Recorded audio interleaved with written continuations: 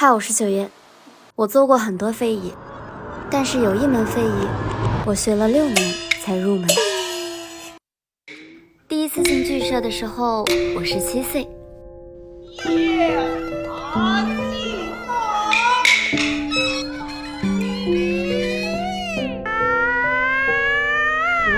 这丫头的嗓子还可以。别人的腰肢软得像猫咪，我硬得跟狗一样。这腰有点硬，你看这有点。学上了才知道，京剧太难了，唱念做打，样样都得练，样样都得学。你为什么要学京剧啊？小时候的想法很简单，跟着爷爷一起看，觉得好看就喜欢了。要是回去之后能给他来一段，他不得脸上笑开了花。可惜儿时的光阴看了我一眼，却没有为我做片刻停留。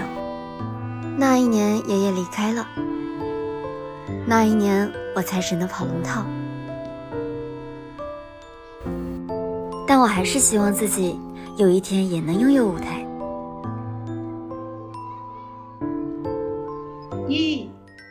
老师出生于京剧世家，青年京剧社连学费都不收，也要教我们这帮水平参差不齐的年轻人。现在看京剧的人少了，学的人也少。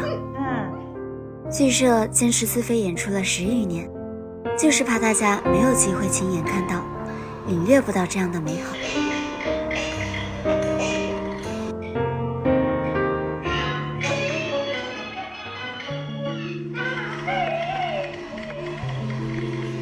老师，你说我有没有可能像你一样拿到梅花奖啊？有点可惜是什么呢？我们还练功有点晚。老师说你是17岁开始学的，你要是7岁开始学就好了。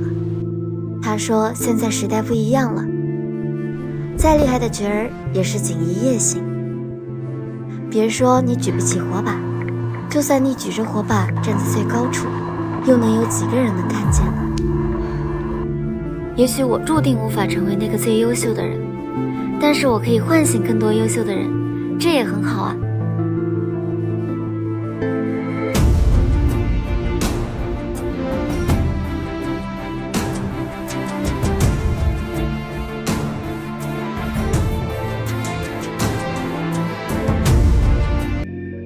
有人说京剧好慢，慢到1分钟才能唱一个词，慢到6年才能入门。其实京剧很快，快到区区100年就登顶了戏曲巅峰，快到一出戏就带你领略了华夏千年。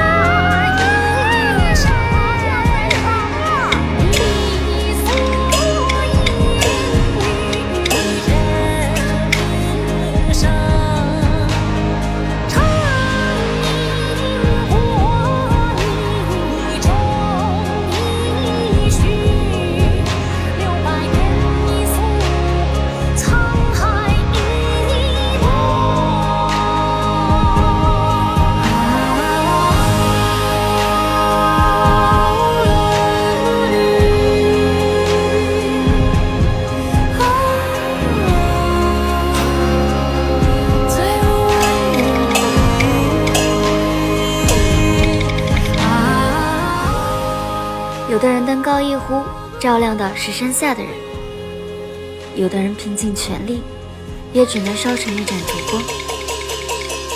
就算是一盏烛火，能照亮前行的路。